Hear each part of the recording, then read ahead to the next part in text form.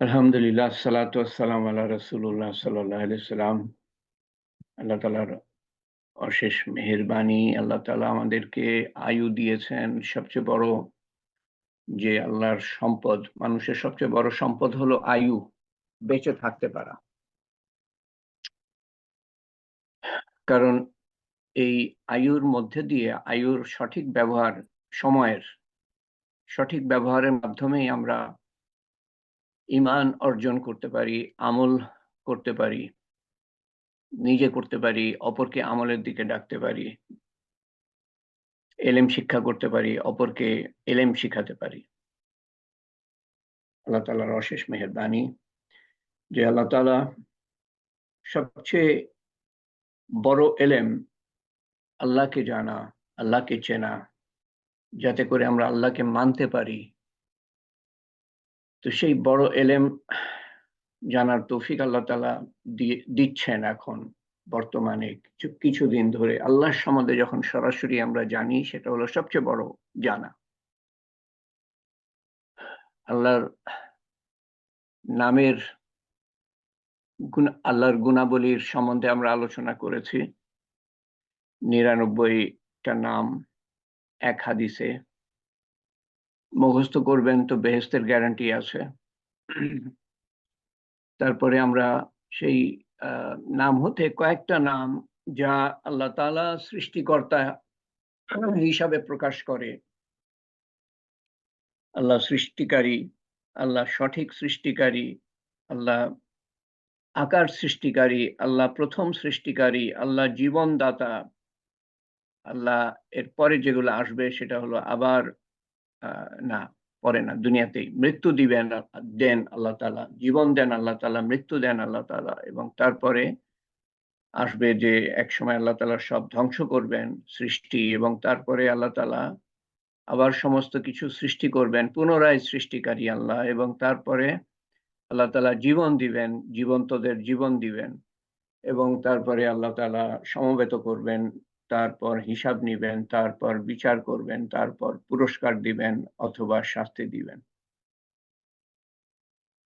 তো আমরা এই যে আল্লাহর সৃষ্টির বৈচিত্র্য সম্বন্ধে যে আলোচনা করছি, শুধু বৈচিত্র্য না, ভ্যারাইটি না, আল্লাহর সৃষ্টি পৃথিবীতে যা আছে, যা আমরা দেখতে পাই, মানুষ দেখতে পাই, আমরা দেখতে না পাই, অন্যরা দেখতে পায়।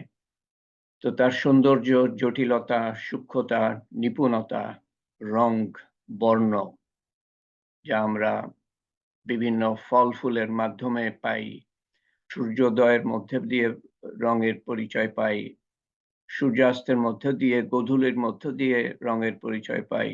কি অদ্ভুত বিভিন্ন ধরনের রঙের সৃষ্টি করেন প্রতিটা দিন আল্লাহ তাআলা।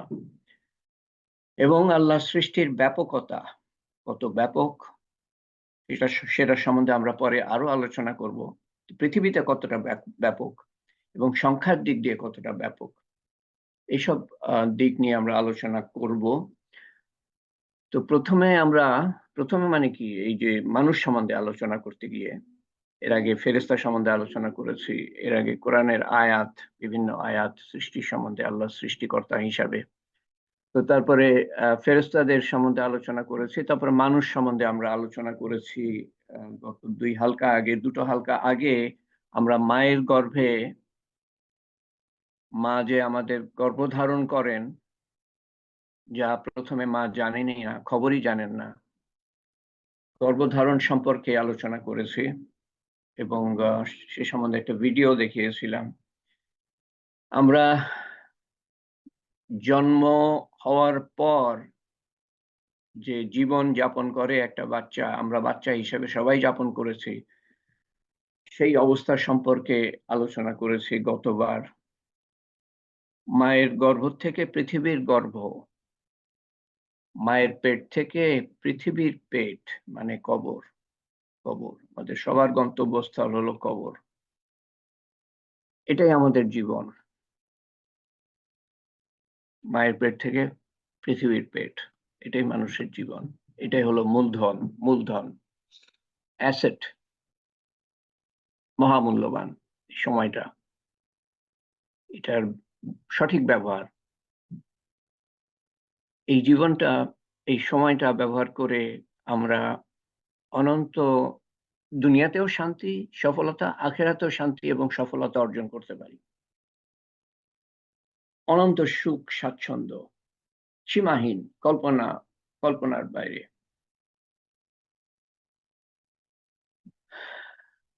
একটা কথা আমার কালকে মনে পড়লো, সেই জন্য এটা নোট করে নিলাম, যদি ভুলে না যাই, যাতে ভুলে না যাই।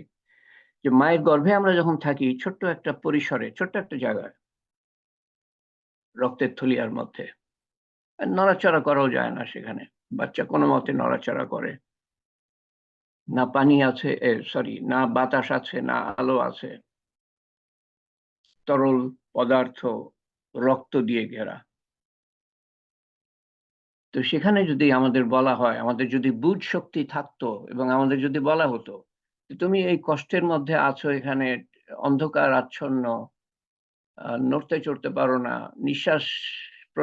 নিঃশ্বাস নাক দিয়ে যে নিতে পারো না, আলো নাই, বাতাস নাই, কয়েকদিন পরেই তুমি এমন এক পৃথিবীতে যাবা যা অসীম, আলোকময়, বাতাসে ভর্তি, চারিদিকে খোলামেলা, সূর্যের আলো, চন্দ্রের আলো,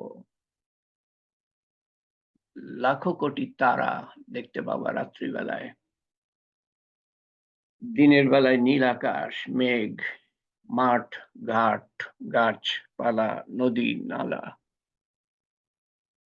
যদি মায়ের পেটে এটা বলা হতো এবং আমাদের যদি সেই বুঝ শক্তি থাকতো, তাহলে আমরা বিশ্বাসই করতাম না যে এরকম বড় জগৎ থাকতে পারে। মায়ের পেট থেকে বের হয়ে সেরকম জগৎই আমরা পাই।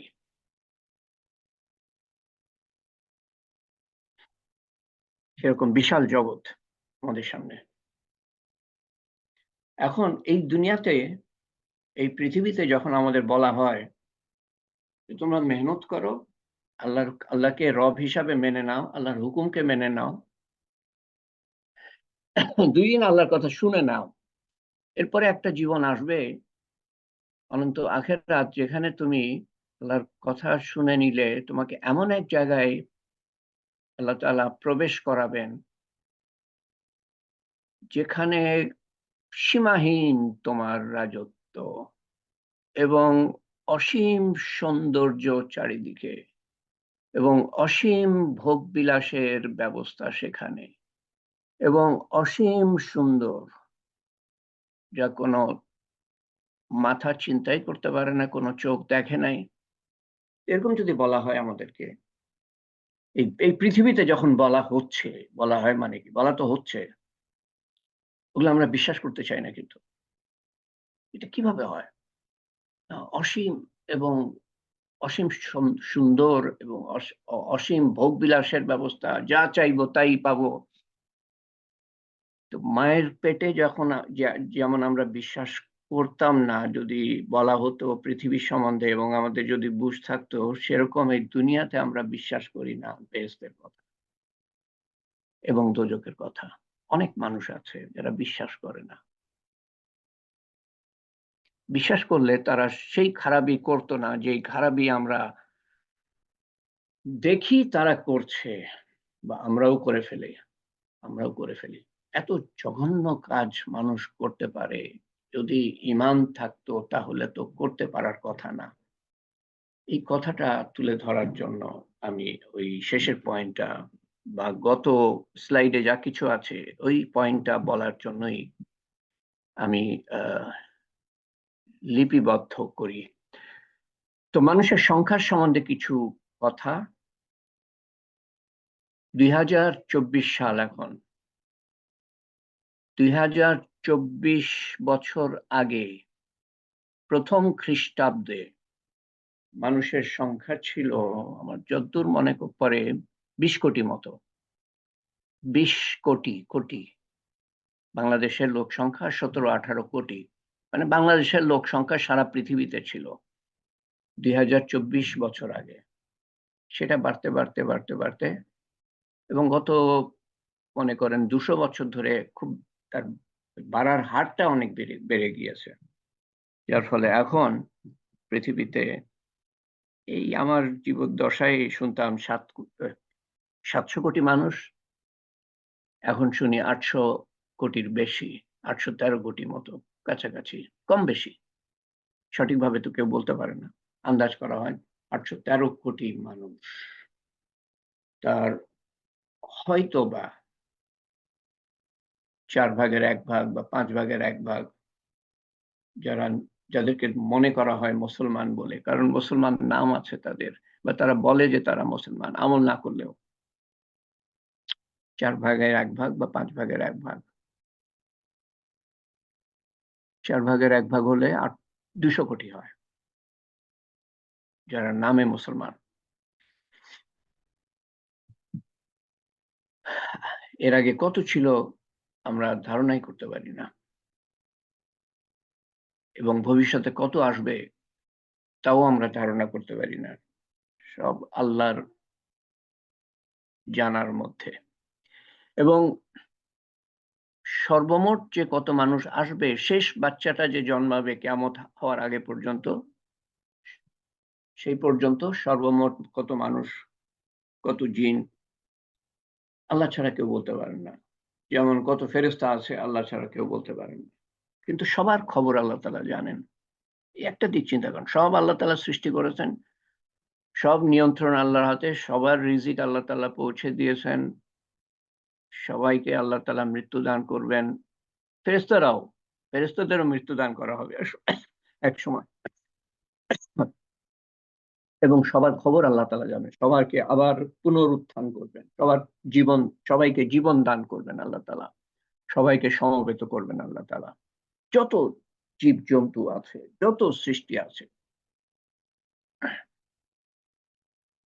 এবং এখানে শুধু আমরা মানুষ সম্বন্ধে আলোচনা করছি। এই যে 813 কোটি মানুষ, বা আগে ছিল, ভবিষ্যতে আসবে, বিভিন্ন গোত্র, পরিবারে, বিভিন্ন বর্ণের, বিভিন্ন জাতির, বিভিন্ন ভাষার, বিভিন্ন সংস্কৃতির, কৃষ্টি, কালচার, ধর্ম, বিশ্বাস,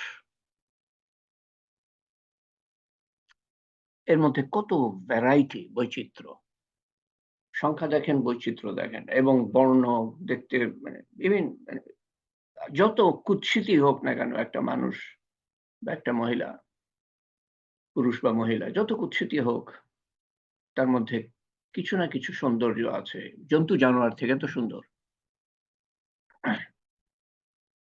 এবং ভাষার দিক দিয়ে বিভিন্ন সংখ্যা আমি পেয়েছি, একাধিক সংখ্যা, 7,000-এর বেশি, 7,100-র বেশি ভাষা।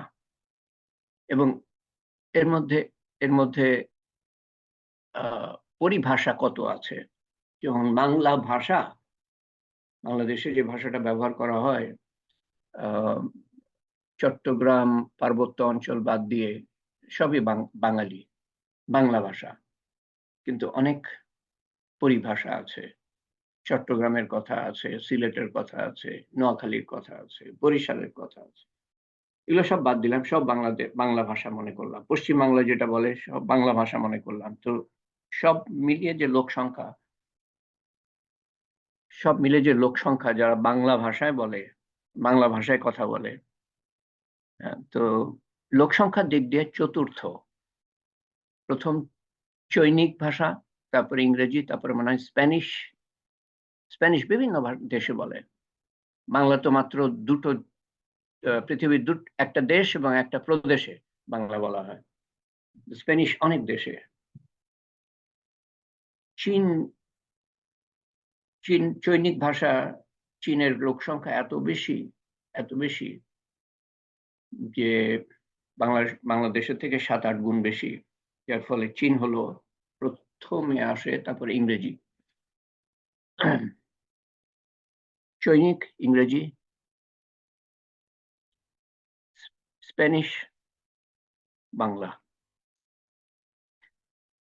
এবং সবই আল্লাহ তাআলা বোঝেন। প্রত্যেকের ভাষা আল্লাহ তাআলা বোঝেন। এবং এমন দেশ আছে, ছোট দেশ, বড় দেশ না, অদ্ভুত লাগে, পাপুয়া নিউ গিনি, ছোট দেশ, লোক সংখ্যা কত আমি জানি না, 800টা ভাষা সেখানে। ভাষা, পরিভাষা না, ভাষা। ভারতে সম্ভবত 200টা ভাষা, পরিভাষা অনেক, প্রায় 20,000 পরিভাষা ভারতে, এবং বৈচিত্র্যময় ভাষা। এক এক ভাষার এক এক ধরনের অক্ষর আছে, হরফ। সবাই সব দিক দিয়ে অনন্য। মানে মানুষ হিসাবে দেখতে গেলে প্রত্যেকটা মানুষ অন্যের থেকে আলাদা, অদ্বিতীয়, অনুপম। প্রত্যেকটা মানুষ, প্রত্যেকটা মানুষ চুল থেকে পা পর্যন্ত অনন্য। চুল থেকে পা পর্যন্ত, তার মানে চুল থেকে পা পর্যন্ত তার মতো কেউই নাই। ভেতরটাও তাই। আমাদের চিন্তা ভাবনা, আমাদের যে কোনো একজনের মতো চুল 813 কোটি মানুষের মধ্যে নাই। আপনার মতো চুল পৃথিবীতে আর কারো নাই। বিশ্বাস যদি না হয় তো আপনার চুলের সাথে যাদের যাদের সাথে দেখা হয় জীবনে, তাদের চুলের তুলনা করে দেখে নিয়েন যে আপনার চুলের মতো চুল বা চুলের বিন্যাস, যেভাবে আপনি চুল আঁচড়ান, যেভাবে চুলটাকে সাজান, আর কেউ সেরকম করে না। আপনি এক এবং অদ্বিতীয়। আপনি হতে চান এর মতো ওর মতো, কিন্তু আল্লাহ তাআলা আপনাকে বানিয়েছেন সবার থেকে আলাদা।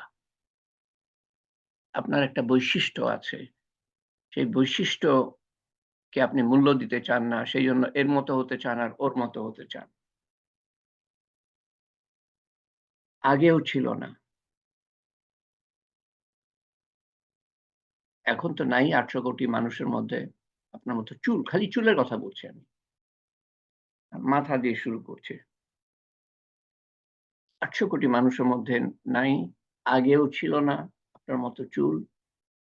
ভবিষ্যতে এরকম চুলওয়ালা মানুষ আল্লাহ তাআলা সৃষ্টি করবেন না। কানের বেলাও তাই। আপনার মতো কান আগেও কারো ছিল না, এখনো কারো নাই, ভবিষ্যতেও কারো থাকবে না। যদি বিশ্বাস না হয় আপনি পরীক্ষা করে দেখতে পারেন। এই কথাটা আমার আমার আমার বিশ্বাস হলো, একদিন জুমার নামাজে বসেছিলাম কোথায় যেন। আমার সামনে অনেক লোক বসেছিল।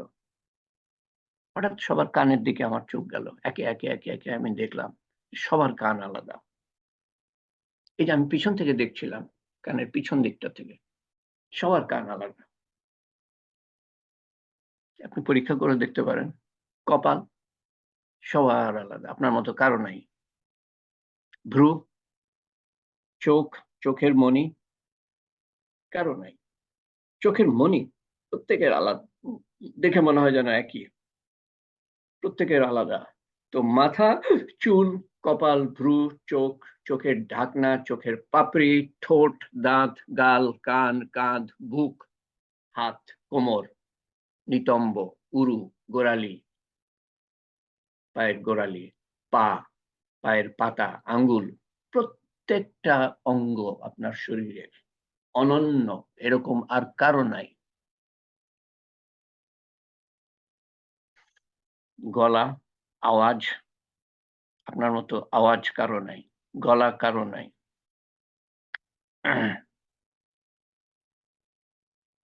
অনেক সময় টেলিফোন ধরেই আপনি বুঝতে পারেন, যদি মনে থাকে এটা তো অমুকের গলা হবে।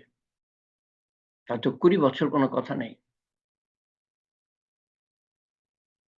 813 কোটি মানুষ, 813 রকম আওয়াজ। এর আগে যারা ছিল তাদের আওয়াজ সবার আলাদা ছিল, ভবিষ্যতে যারা আসবে তাদের আওয়াজও আলাদা হবে। প্রত্যেকটা অঙ্গ প্রত্যঙ্গ অনন্য, আলাদা। হাঁটা চলা, অভিব্যক্তি আলাদা, আচার আচরণ আলাদা, চিন্তা ভাবনা আলাদা।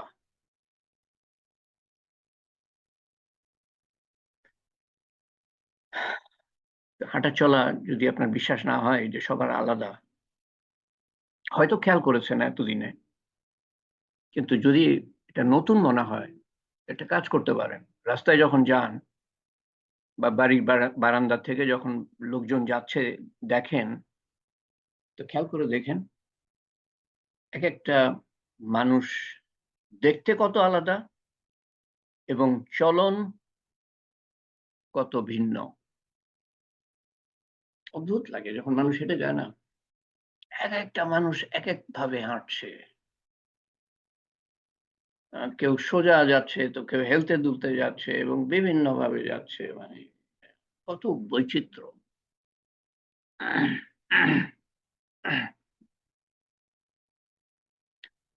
প্রত্যেকে আমরা সবার থেকে আলাদা, এক কথায়।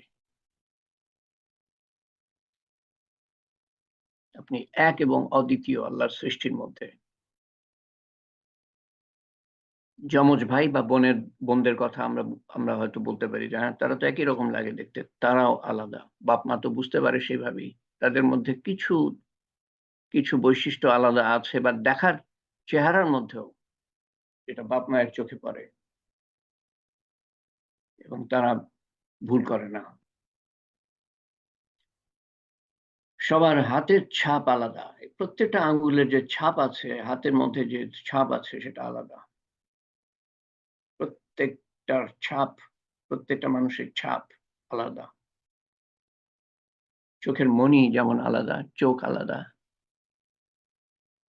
ছাপ ৮১৩ কোটি এরকম ছাপ আছে। আমার হাতের যে যে উম ইয়েগুলা আছে না? কি বলে? হাতের যে ছাপ এরকম ৮১৩ কোটির আছে বর্তমানে এবং আগে সবারই আলাদা ছিল। ভবিষ্যতে সবারই আলাদা আসবে। চোখের মণি আলাদা। আল্লাহ তাআলা কোন ডুপ্লিকেট সৃষ্টি করেন না। কোন ডুপ্লিকেট সৃষ্টি করেন না।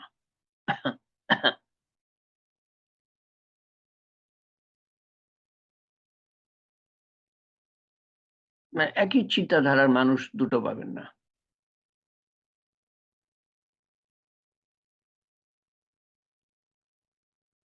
কারণ একই অভিজ্ঞতা দুটো মানুষের হয় নাই। জীবনে একই অভিজ্ঞতা দুটো মানুষের হয় নাই। একই ঘরের মধ্যে থাকলেও। একই বাপ-মায়ের আ লালন-পালনে, শাসনে মানুষ হচ্ছে কিন্তু কত আলাদা ভাই-বোনরা এবং চিন্তা ভাবনায়ও আলাদা।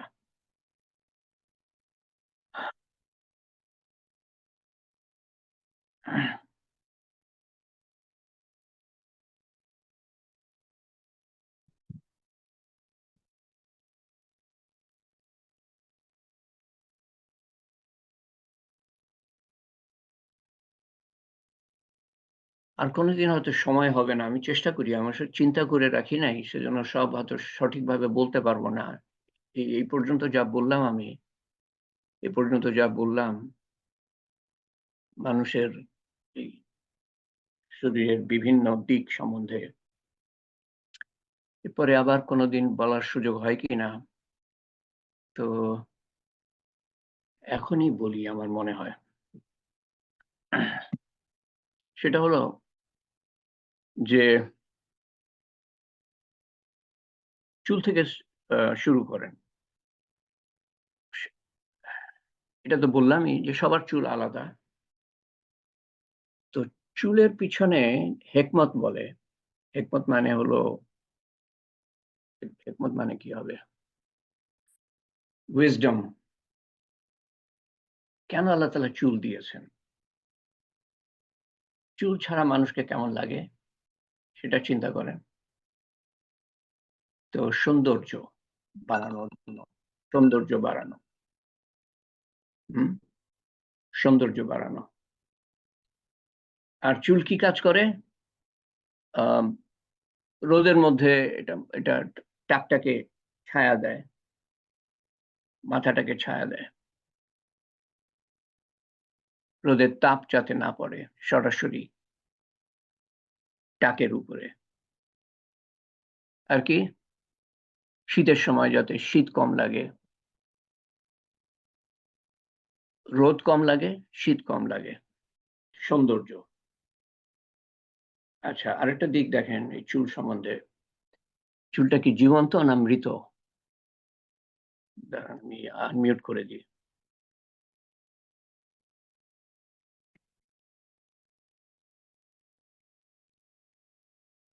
চুলটা জীবন্ত না মৃত? যে যে কথা বলবেন সে শুধু আনমিউট করবেন দয়া করে, অন্যরা আনমিউট করবেন না। চুলটা অবশ্যই জীবিত। জীবিত? আসসালামু আলাইকুম স্যার। না না, একজন উত্তর দিয়েছে, আমি একটু কথা বলি। আচ্ছা, একজন উত্তর দিয়েছে। তো তাহলে যদি জীবন্তই হয় তা আমি চুল কাটি কি করে? কিন্তু কোনো ব্যথা পাই না। এরপরে কে বলছিলেন বলেন?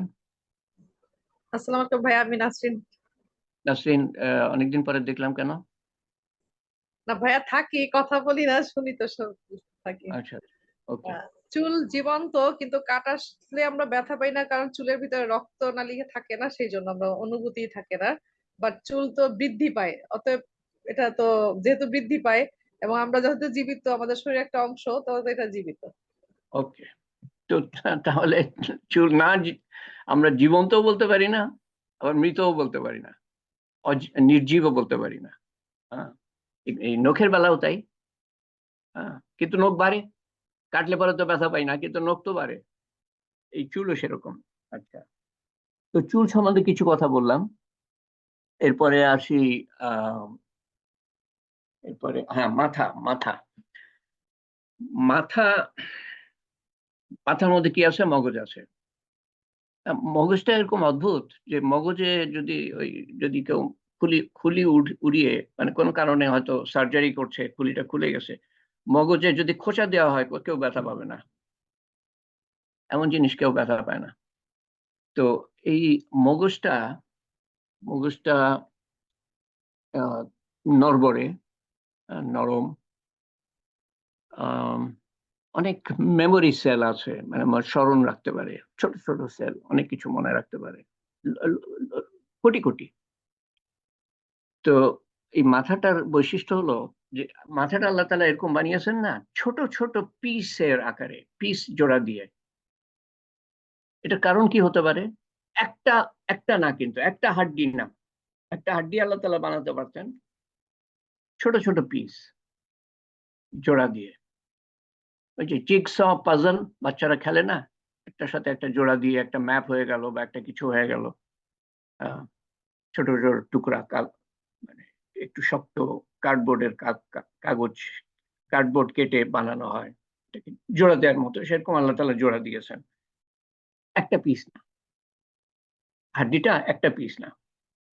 এতে সুবিধা কি?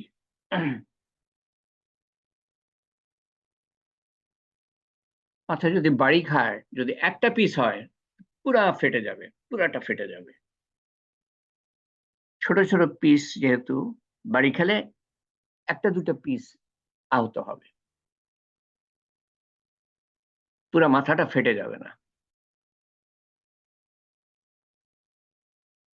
এবং এই মাথার সম্বন্ধে কত অদ্ভুত কিছু আছে, মানে এক একটা তালিম এক একটা অঙ্গের উপরে হতে পারে, এক একটা তালিম এক একটা অঙ্গের উপরে হতে পারে,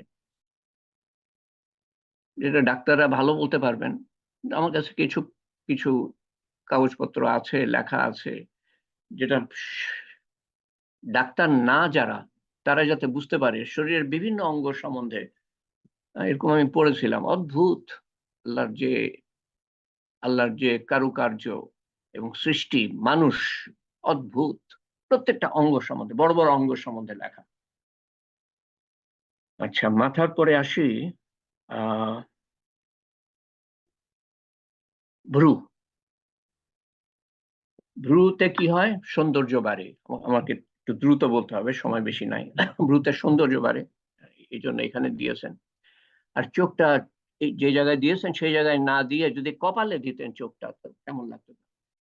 আল্লাহর একটা নাম হলো যে আল্লাহ তাআলা সঠিক সৃষ্টিকারী, খালিকুল বারি, বারি, সঠিক সৃষ্টিকারী আল্লাহ। বার, বার। কপালে দিলে কেমন লাগতো? গালের মধ্যে যদি চোখ থাকতো তো কেমন লাগতো? হ্যাঁ, একটা চোখ যদি থাকতো তো কেমন লাগতো? আর ভ্রুতে এই যে চুল দেওয়ার পিছনে আরেকটা যুক্তি হলো, এখানে অনেক নার্ভ আছে। নার্ভের বাংলা কি?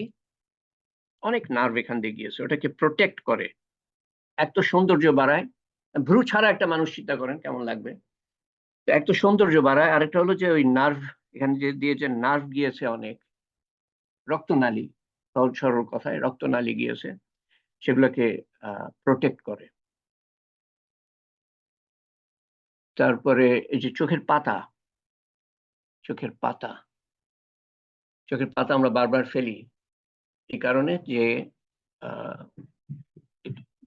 কি বলে, তরল পদার্থ ছড়িয়ে দিই আমরা চোখে, চোখ যাতে শুকনা হয়ে না যায়। যাদের সেই কাজটা করতে পারে না চোখ, এবং এই পাতার মাধ্যমে চোখে ছড়িয়ে না দিতে পারে তরল পদার্থ, তাদের জন্য ড্রপ দিতে হয়, আই ড্রপ। এবং চোখের যে যে পাতা আছে, পাতা থাকার কারণে রাত্রে আমরা ঘুমাতে পারি, বা দিনের বেলাও ঘুমাতে পারি। নাহলে আলোর মধ্যে কিভাবে ঘুমাতাম? চোখ বন্ধ করে তখন একটু অন্ধকার হয়, আমরা ঘুমাতে পারি। আরেকটা কাজ কি হয় যে এই চোখের মধ্যে যদি কোনো ধুলা গিয়ে জমে, তো ওই পাতা, চোখ চোখের পাতাটা বন্ধ করার সাথে সাথে ওটা পরিষ্কার হয়ে যায়। আর আরেকটা কি মনে পড়ছিল যে, হ্যাঁ, যদি আমার আমার দিকে কোনো কিছু আসে, পানি আসে, বা একটা একটা পাথর আসছে আমার দিকে, যেটা চোখে লাগতে পারে গিয়ে, চোখটা সাথে সাথে বন্ধ হয়ে যায়, সাথে সাথে বন্ধ হয়ে যায়। এবং চোখ বন্ধ হতে অটোমেটিক্যালি, আমাকে বলতে হয় না নিজেকে, এই চোখকে বলতে হয় না যে, বা পাতাকে বলতে হয় না যে বন্ধ হয়ে যাও, অটোমেটিক্যালি বন্ধ হয়ে যায়। অল্প অল্প কিছু কথা বলছি এক একটা অঙ্গ সম্বন্ধে। আহ কপালের শেপ দেখেন, কি অদ্ভুত শেপ।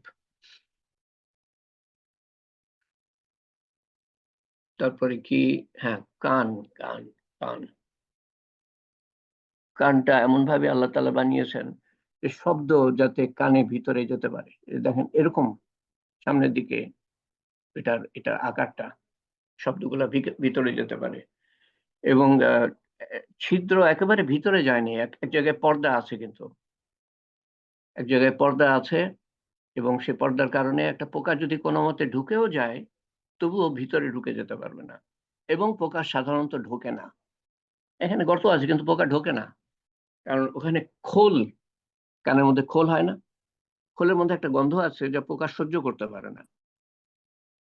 খোল দিয়ে দিয়েছেন আল্লাহ তাআলা, বেশি হয়ে গেলে ওটা পরিষ্কার করতে হয়। তারপরে নাক, এটা আহ, মৃত মানুষের যে স্কেলিটন, স্কেলিটনের বাংলা কি? মুখের মুখের যে হাড্ডি, মুখের হাড্ডি গুড্ডি যদি আপনি দেখেন, দেখবেন যে নাকটা কিন্তু এখান থেকে শুরু হয়েছে, উপর থেকে, মধ্যভাগ থেকে নাকটা শুরু হয়েছে। তো ওইটার উপরে আল্লাহ তাআলা এই যে চামড়া দিয়েছেন, এই চামড়া না থাকলে, সমস্ত শরীরে যদি চামড়া না থাকতো, তো তাহলে বিশ্রী লাগতো, কুৎসিত লাগতো মানুষকে। আল্লাহ তাআলা সমস্ত শরীরটাকে চামড়া দিয়ে ঢেকে দিয়েছেন। নাকটাকে শুধু ঢেকে দেন নাই, নাকটাকে আগিয়ে দিয়েছেন, একটু বাড়িয়ে দিয়েছেন যাতে করে সুন্দর লাগে। আল্লাহ তাআলা যে সৌন্দর্য পছন্দ করেন, এবং আল্লাহর সৃষ্টি যে সুন্দর সুন্দর, যদি এই যেখান থেকে হাড্ডি শুরু সেখান থেকেই নাকটা শুরু হতো, এই সামনের অংশটা যদি না থাকতো, তো তাহলে কিরকম লাগতো মানুষকে? হম। তারপরে আর কি, ঠোঁট সম্বন্ধে কি বলতে চাচ্ছিলাম, হ্যাঁ, ঠোঁট, ঠোঁট আমরা বন্ধ করতে পারি, খুলে রাখতে পারি, যখন যেরকম প্রয়োজন। এবং ঠোঁটটাকে এমন ভাবে বন্ধ করতে পারি আমরা, এমন ভাবে আল্লাহ তাআলা সৃষ্টি করেছেন, এবং ঠোঁটের সৌন্দর্য দেখেন। আর সৃষ্টি করেছেন এমন ভাবে যে পুরা, মানে পানির তলায় যদি আমি যাই, ঠোঁটটাকে এমন ভাবে বন্ধ করতে পারি যে ভিতরে পানি যেতে পারে না। নাকের নিঃশ্বাস বন্ধ করতে পারি যাতে নাক দিয়ে পানি যেতে পারে না। এবং আল্লাহ তাআলা আমাদের নিঃশ্বাস নেওয়ার ক্ষমতা দিয়েছেন কোনো প্রচেষ্টা ছাড়া।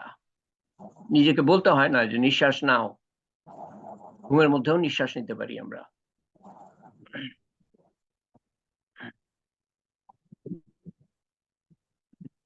আর কি সম্বন্ধে বলবো?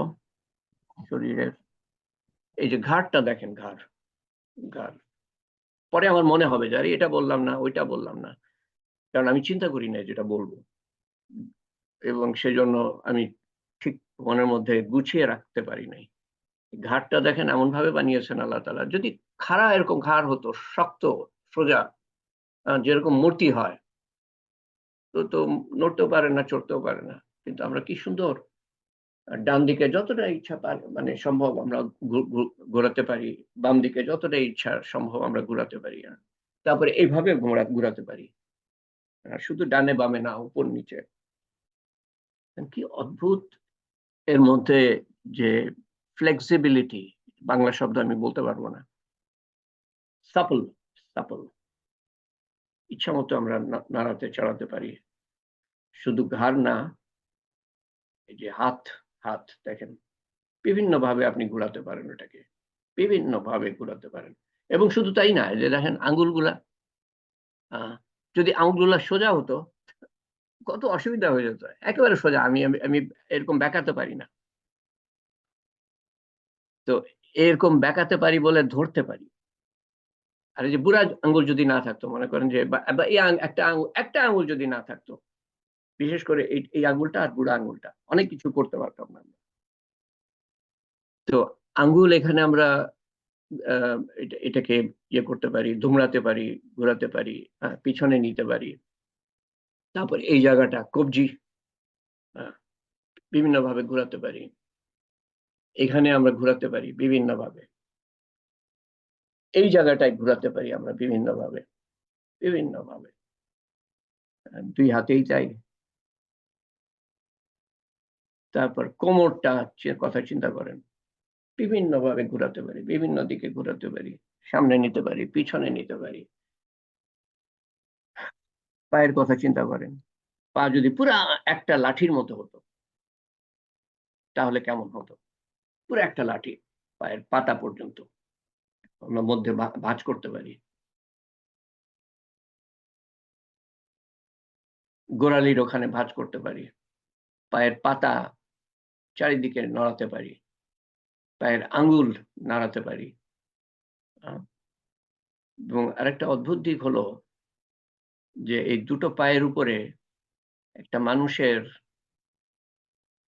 মনে করেন 60 কিলোগ্রাম 70 কিলোগ্রাম ওজন যে ধারণ করতে পারে, দুটো লাঠির উপরে আপনি চেষ্টা করেন 40-30 কিলোগ্রামের ওজন দুটো লাঠির উপর আপনি দাঁড় করাবার চেষ্টা করেন, দুটো লাঠির উপরে 30-40 গ্রামের ওজন আপনি দিয়ে খাড়া করে রাখার চেষ্টা করেন, সম্ভব হলে অত্যন্ত কঠিন হবে। কিন্তু এই দুটো পায়ের উপর আমরা দাঁড়াতে পারি, এবং যদি সামনের দিকে ঝুঁকে যাই তো পায়ের পাতাটা আটকে ফেলে আমাদেরকে, যাতে করে আমরা পড়ে না যাই। বা সাইডে যদি ঝুঁকে যাই বেশি, তাহলে ডান পাটা একটু সরে যায় ডান দিকে, যাতে আমরা পড়ে না যাই অটোমেটিক্যালি। বা বাম দিকে যদি ঝুঁকে যাই বেশি হঠাৎ করে, তো বাম পাটা বাম দিকে গিয়ে আমাদেরকে আটকায়। বা পিছন দিকে যদি যাই তো তো ডান পা বা বাম পা পিছনের দিকে চলে যায়।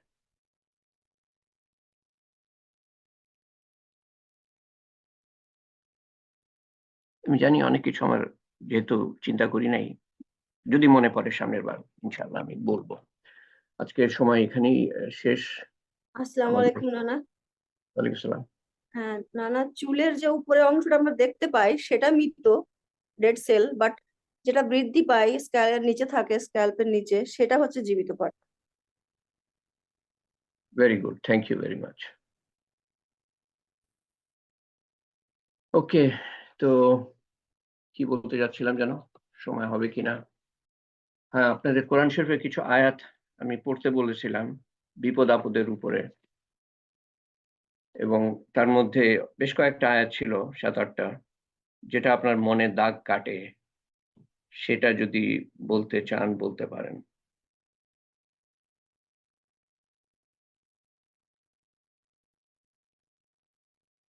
আল্লাহুম্মা ইন্না নাজআলুকা ফি নুহুরিম ওয়া নাউযু বিকা মিন শুরুরিহিম। এটা ছিলই না, এটা কোরআন শরীফের আয়াতও না। এটা কি কোরআন আমরা শরীফের আয়াত? বিপদ আপদের জন্য এটা তো কোরআন শরীফের আয়াত আপদের না। ওই দোয়াটা। আমি বলছিলাম কোরআন শরীফের কিছু আমি আয়াত পোস্ট করেছি। আল্লাহ তাআলা হ্যাঁ, দুর্যোগ নাকি? হ্যাঁ, কোরআন শরীফে দুর্যোগের উল্লেখ। দুর্যোগ, বিপদ-আপদ, দুর্যোগ। তার আসসালামু মানে আলাইকুম স্যার। কেউ মনে হয় পড়েন নাই আপনারা। ১টা, ২টা, ৩টা, ৪টা, ৫টা, ৬টা, ৭টা, ৮টা, মানে কোন ক্ষেত্রে ৩টে ৪টে আয়াত আছে। তো ১০টা আয়াত মতো মনে করেন। এবং উপরে আমি কি রঙে? লাল রঙে বা কমলা রঙে লিখে দিয়েছি, নিচের পোস্টে কোরআন শরীফে দুর্যোগের উপর কিছু আয়াত হতে যেটা আপনার মনে দাগ কাটে সেটা সামনের এক তালিমে ইনশাআল্লাহ উল্লেখ করবেন। শাহনাজ? জি স্যার, আসসালামু আলাইকুম স্যার। তো ওয়ালাইকুম সালাম। আপনি যে কোরআনের থেকে যে সূরা যে আয়াতগুলো করেছেন সেখানে আল্লাহ তাআলা, আমি সংক্ষিপ্ত আকারে বলছি, যে প্রতিশ্রুতি একটা দিয়েছেন এবং সতর্ক করেছেন। একটা হলো যেটা সূরা একটা আনআমের 65 নম্বর আয়াতে আল্লাহ তাআলা বলছেন যে মানে আমি বলে দাও যে তোমাদের উপরে ঊর্ধ্বদেশ থেকে শাস্তি আসতে পারে এবং নিচের থেকেও শাস্তি আসতে পারে প্রেরণ করতে। তো তোমাদের বিভিন্ন বিভিন্ন উপদলে বিভক্ত করাতে এবং এটাই তোমাদের যথেষ্ট। পুরোটা বলার অপর দরকার নাই। দলকে, জি, অপর দলের আক্রমণ সাধ গ্রহণ করবে তোমরা, এটা আর কি। আয়াত থেকে বেশি বললে মানুষের মনে থাকে না।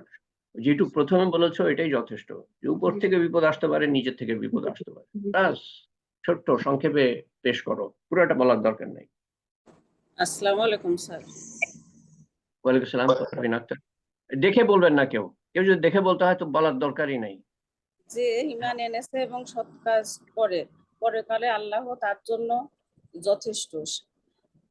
আল্লাহ তার জন্য পথ, রিজিকের পথ বের করে দেবেন। ওকে। তুমি ইয়েটা বলা কবে বন্ধ করবা বলো তো? আল্লাহ। আচ্ছা, এখানে আপনারা দেখে নিয়েন, একটু দয়া করে পড়ে নিয়েন। এলেম শিক্ষা করেন, অনেক বড় মর্তবা নিয়ে আখেরাতে উঠবেন। আলেমদের সাথে উঠবেন ইনশাআল্লাহ। ছোট্ট একটা কাজ দিয়েছি, মানে খালি একটা লাইন বলা, পুরো আয়াত বলারও দরকার নেই। একটা লাইন, আমার এই লাইনটা দাগ কেটেছে আমার মনের মধ্যে, বাস ওইটুকু বললেই হবে। আসসালামু ভাই। না না, আজকে বলতে হবে না, সামনের বার আবার জিজ্ঞেস করবো আমি। অন্য কিছু ঈশ্বর জাহান আয়াত সম্বন্ধে বলার দরকার নেই, অন্য কিছু যদি থাকে। আচ্ছা, উম্মে সালমা বলছে, আমার স্বামী মোহাম্মদ আমজাদ হোসেনের গতকাল পা ভেঙে গিয়েছে। আপনার এবং সকলের উছিলায় মহান আল্লাহর কাছে দোয়া প্রার্থনা করছি। স্বামী মোহাম্মদ আমজাদ হোসেনকে আল্লাহ তাআলা সুস্থ করে দেন, সবল করেন, সহায় হন।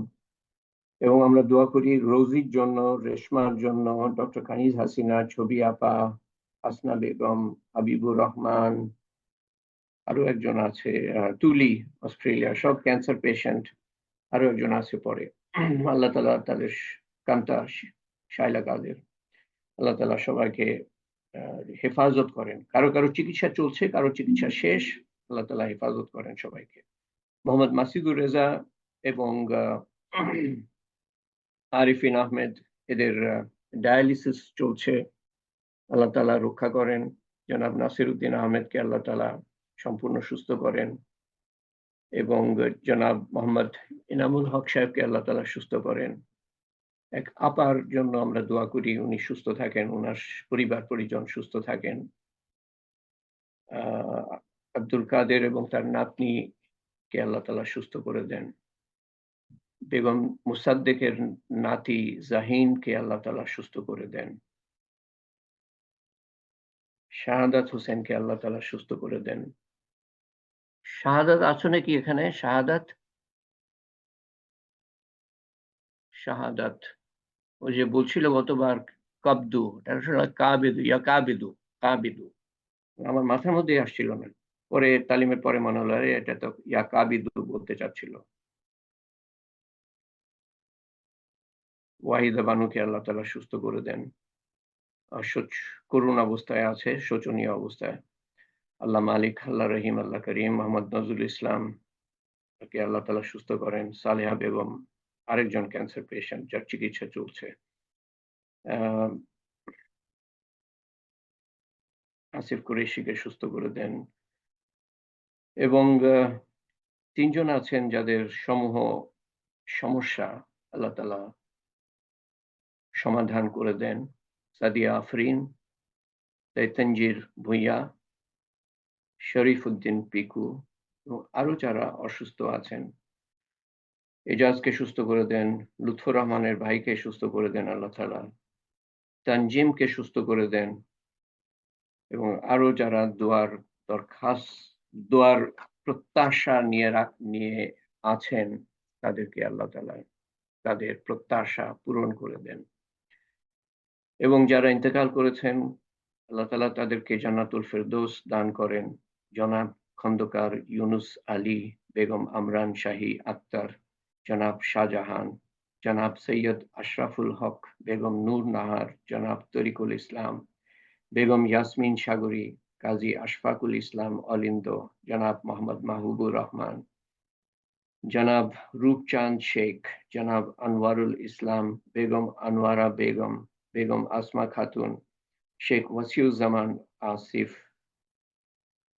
জনাব আব্দুল আজিম, জনাব কাজী মোহাম্মদ শরীফ, বেগম নার্গিস পারভিন, মাহমুদুর রহমান অনি, জনাব মনওয়ার হোসেন, বেগম আফরোজা, জনাব মোহাম্মদ আজিজুল হক, জনাব আজহারুল ইসলাম কুরেশি, বেগম আনোয়ারা বেগম, জনাব আবু বকর সিদ্দিক এবং আমাদের আপনজন, প্রিয়জন, নিকটজনকে সবাইকে আল্লাহ তাআলা জান্নাতুল ফেরদৌস দান করেন। আল্লাহ তাআলা আমাদের গুনাহ খাতা মাফ করেন, আমাদের পিছনের দোয়া কবুল করেন, আমাদের সামনের দোয়া কবুল করেন।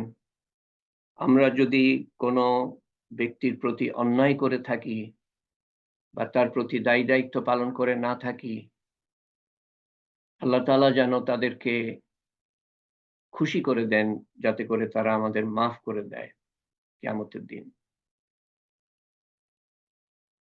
আল্লাহ তাআলা সবাইকে মাফ করেন, জীবিত মৃত সবাইকে হেদায়েত দান করেন। জীবিত আল্লাহ তাআলা আমাদের সুন্দর হুসনে আখলাক, সুন্দর আচার আচরণ দান করেন, যার পুরস্কার জান্নাতুল ফেরদৌস।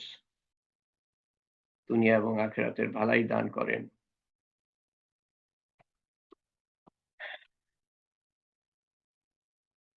এবং প্রত্যেক মুহূর্তে আল্লাহ তাআলা আমাদের নফসের তাড়না, শয়তানের কুমন্ত্রণা, মানুষের কুমন্ত্রণা, দুনিয়ার মারাত্মক আকর্ষণ থেকে রক্ষা করেন। হায়াতুন তাইয়্যিবা, পবিত্র জীবন দান করেন। আল্লাহ তাআলা আমাদের কবুল করেন এবং উত্তম ক্ষণে, উত্তম স্থানে, উত্তম দিনে আমাদের রূহ নিয়ে যান, কলেমা সহ, শয়তানের শেষ চেষ্টা ব্যর্থ করে দিয়ে এবং তার সন্তুষ্টি সহ, তার সন্তুষ্টি যেন আমরা অর্জন করি এবং প্রত্যেকটা আমল যেন তার সন্তুষ্টির জন্য, কেবলমাত্র তার সন্তুষ্টির জন্য, মানুষের কাছে সামান্যতম প্রত্যাশা যেন না থাকে, মানুষের কাছে আমরা ধন্যবাদ পর্যন্ত যেন না চাই। কোরআন শরীফে আল্লাহ তাআলা বলছেন যে ধন্যবাদ পর্যন্ত আশা করবা না, আল্লাহর কাছে চাইবো আমরা। এবং আমরা আল্লাহর কাছে সেই সব দোয়া করি যা রাসূলুল্লাহ সাল্লাল্লাহু আলাইহি সাল্লাম করেছেন, সেই সব জিনিস চাই যা তিনি চেয়েছেন এবং তার থেকে পানা চাই যার থেকে তিনি পানা চেয়েছেন। আল্লাহুম্মা আমিন। আল্লাহুম্মা সাল্লি আলা সাইয়্যিদিনা মুহাম্মদ। এটা শুক্রবারের দোয়া, আমার এখানে শুক্রবার। আল্লাহুম্মা সাল্লি আলা সাইয়্যিদিনা মুহাম্মদ সুবহান রাব্বিয়াল আলিয়্যিল আ'লাল ওয়াহ্হাব সুবহানাল্লাহি ওয়া বিহামদিহি আদাদা খালকিহি ওয়া রিজা নাফসিহি ওয়া জিনাতা আরশিহি ওয়া মিদাদা কালিমাতিহি লা ইলাহা ইল্লাল্লাহুল হালিমুল কারীম সুবহানাল্লাহি রাব্বিল আরশিল আযীম ওয়ালহামদুলিল্লাহি রাব্বিল আলামিন আসআলুকা মুজিবাতি রাহমাতিকা ওয়া আযাইমা মাগফিরাতিকা ওয়া গনিমাতা মিন কুল্লি বিররিন ওয়া সালামাতা মিন কুল্লি ইসমিন লা তাদা লানা যামবান ইল্লা গফারতাহু ওয়া লা হাম্মান ইল্লা ফারাজতাহু ওয়া লা মারিজান ইল্লা শিফাইতাহু ওয়া লা দাইনান ইল্লা কাযাইতাহু ওয়া লা মুজাহিদান ইল্লা নাসারতাহু ওয়া লা মাজলুমান ইল্লা নাসারতাহু ولا مسلما إلا رحمته ولا حاجة هي لك رضا إلا قضيتها يا أرحم الراحمين يا أرحم الراحمين يا أرحم الراحمين يا ذو الجلال والإكرام يا ذو الجلال والإكرام يا ذو الجلال والإكرام ألف لام ميم لا إله إلا هو الحي القيوم ألف لام ميم لا إله إلا هو الحي القيوم لا إله إلا أنت سبحانك إنا كنا من الظالمين لا إله إلا أنت سبحانك إنا كنا من الظالمين وإلهكم إله واحد لا إله إلا هو الرحمن الرحيم وإلهكم إله واحد لا إله إلا هو الرحمن الرحيم ربنا لا تؤاخذنا إن نسينا أو أخطأنا ربنا ولا تحمل علينا إصرا كما حملته على الذين من قبلنا ربنا ولا تحملنا ما لا طاقة لنا به واعف عنا واغفر لنا وارحمنا أنت مولانا فانصرنا على القوم الكافرين فانصرنا على القوم المنافقين فانصرنا على القوم الظالمين يا فاطر السماوات والأرض أنت ولي في الدنيا والآخرة ربنا آتنا في الدنيا حسنة وفي الآخرة حسنة وقنا عذاب النار হে পাক পরবর্তীগার, তুমি আমাদেরকে যা কিছু বলার ও শোনার তৌফিক দিয়েছো একত্রিত, এবং যা কিছু আমল করার তৌফিক দিয়েছো ব্যক্তিগতভাবে সমস্ত কিছুর ভুল ভ্রান্তি সংশোধন করে তোমার শাহী দরবারে কবুল করে নিও আল্লাহ, এবং তার সওয়াব রাসূল করিম সাল্লাল্লাহু আলাইহি ওয়াসাল্লামের রূহ মুবারকের কাছে পৌঁছে দিও আল্লাহ, এবং তার সওয়াব পৌঁছে দিও আমাদের আপনজন প্রিয়জন নিকটজন যারা কবরের শায়িত, তাদের কবরের আযাব মাফ করে দিও আল্লাহ, তাদের কবরকে প্রশস্ত করে দিও, তাদের কবরকে নূর দিয়ে পরিপূর্ণ করে দিও, তাদের কবরকে জান্নাতুল ফেরদৌসের বাগান বানিয়ে দিও, এবং আমাদের কবরকেও নূর দিয়ে পরিপূর্ণ করে দিও, জান্নাতুল ফেরদৌসের বাগান বানিয়ে দিও, প্রশস্ত করে দিও আল্লাহ, এবং আমাদের কবরের আযাবও মাফ করে দিও আল্লাহ। হে পাক পরবর্তীগার, আমরা দুনিয়ার মশার কামড় খেতে পারি না, কবরের আযাব, সাপের দংশন কিভাবে সহ্য করব? যেই সাপ পৃথিবীতে একবার নিঃশ্বাস ফেললে পরে ঘাস হবে না, সেই সাপের দংশন কিভাবে আমরা সহ্য করবো আল্লাহ? তুমি বড় মেহেরবান, তুমি আমাদের রক্ষা করো আল্লাহ, আমাদের আপনজন প্রিয়জনকে রক্ষা করো আল্লাহ, কবরে এবং হাসরের ময়দানে রক্ষা করো আল্লাহ, হিসাব সহজ করে দিও, আমলনামার ডান হাতে দিও আল্লাহ, এবং পুলসিরাত চোখের পলকে পার করিয়ে দিও আল্লাহ, এবং বিনা হিসাবে জান্নাতুল ফেরদৌসে দাখিল করো আল্লাহ, এবং যেই পথ জান্নাতুল ফেরদৌসের দিকে গিয়েছে আল্লাহ, সেই পথে আমাদেরকে প্রতিষ্ঠিত রেখো আল্লাহ, সমস্ত আমাদের শয়তানদের হাত থেকে রক্ষা করে আল্লাহ তোমার রহমত এবং মাগফিরাত এবং হেফাজত এবং হেদায়েতের চাদরে আবৃত রেখো, আমাদের দেশবাসীকে আবৃত রেখো, আমাদের উম্মতকে আবৃত রেখো, আমাদের ভবিষ্যৎ বংশধরকে আবৃত রেখো আল্লাহ, এবং সবাইকে হেদায়েত দিও আল্লাহ, যাদের কপালে হেদায়েত নেই তারা আমাদেরকে ধ্বংস করার আগে তাদেরকে তুমি ধ্বংস করে দিও আল্লাহ, যারা হেদায়েত নাই তারা আমাদের ধ্বংস করার আগে তাদেরকে। হে পাক পরবর্তীগার, আমাদের মনের নেক আশা আকাঙ্ক্ষা পুরা করে দিও আল্লাহ, আমাদের বিপদ আপদ দূর করে দিও, দেশের বিপদ আপদ দূর, উম্মতের বিপদ আপদ দূর করে দিও, আমাদের সুস্থ করে দিও, মানুষের অসুখ বিসুখ সুস্থ করে দিও, উম্মতের অসুখ বিসুখ সুস্থ করে দিও, সবার অসুখ বিসুখ সুস্থ করে দিও আল্লাহ। হে পাক পরবর্তীগার, আমাদের নেক হাজতের মধ্যে যা কিছু পৃথিবীর জন্য ক্ষতিকর হবে তার বদলা আখিরাতে দিও, পৃথিবীতে দিও না আল্লাহ। যদি তা ক্ষতিকর হয় আমাদের জন্য পৃথিবীতে এবং আখিরাতের জন্য আমরা যা কিছু চাই তার থেকে বেশি দিও আল্লাহ। তোমার দ্বীনের মেহনত পৃথিবীর আনাচে কানাচে কত মানুষ করছে আল্লাহ, সবার মেহনত কবুল করে নিও আল্লাহ, সবার মধ্যে ইখলাস দিও আল্লাহ এবং তাদের তৌফিক বাড়িয়ে দিও। আমাদের এই প্রচেষ্টা কবুল করে নিও, আমাদের মধ্যেও ইখলাস দিও এবং আমাদের তৌফিকও বাড়িয়ে দিও আল্লাহ। অন্নহারা, বস্ত্রহারা, গৃহহারা, দিশাহারা, পথহারা, কন্যাদায়গ্রস্ত, ঋণগ্রস্ত, অভাবগ্রস্ত, জুলুমগ্রস্ত মানুষ এর হেফাজতকারী কেবলমাত্র তুমি আল্লাহ। সবার বিপদ আপদ দূর করে দিও, জুলুম বন্ধ করে দিও আল্লাহ, জুলুম থেকে পরিত্রাণ দিও আল্লাহ। হে পাক পরবর্তীকার, তুমি ছাড়া কোনো মাবুদ নাই, তুমি ছাড়া কোনো রক্ষাকারী নাই, তুমি ছাড়া কোনো হেফাজতকারী নাই, তুমি ছাড়া কোনো দয়াশীল নাই আল্লাহ। তুমি মেহেরবান, তুমি মাগফিরাতকারী, তুমি হেফাজতকারী আল্লাহ, তুমি সমস্ত কিছু আল্লাহ। তুমি আমাদের প্রতিপালক আল্লাহ, তুমি আমাদেরকে আবার পুনরুজ্জীবিত করবা মৃত্যুর পরে আল্লাহ এবং হিসাব নিবে আল্লাহ। তুমি আমাদের প্রতি দয়াশীল হও আল্লাহ, আমাদের কবুল করে নাও, ইহ জগতে কবুল করে নাও, যাতে করে ইহ জগৎ আমরা ঠিক মতো কাটাতে পারি, যাতে করে কবরের জীবনে আমরা প্রশান্তির মধ্যে থাকি এবং কিয়ামতের দিন নিশ্চিন্ত থাকি এবং চোখের পলকে পুলসিরাত পাড়ি দিতে পারি এবং তোমার সান্নিধ্য, তোমার আতিথেয়তা এবং রাসূলুল্লাহ সাল্লাল্লাহু আলাইহি ওয়াসাল্লামের সান্নিধ্য আমরা জান্নাতুল ফেরদৌসে পেতে পারি আল্লাহ। জান্নাতুল ফেরদৌস না পেলে আমাদের যে কোনো বেহেশতেই আমরা যাই না কেন, আমাদের জীবন তো বৃথা হয়ে গেল তাহলে আল্লাহ। যদি তোমার হাত থেকে আমরা আতিথেয়তা না পাই, যদি তোমার হাবিবের সান্নিধ্য যদি না পাই, আমাদের জীবনের মূল্য কি তাহলে আল্লাহ?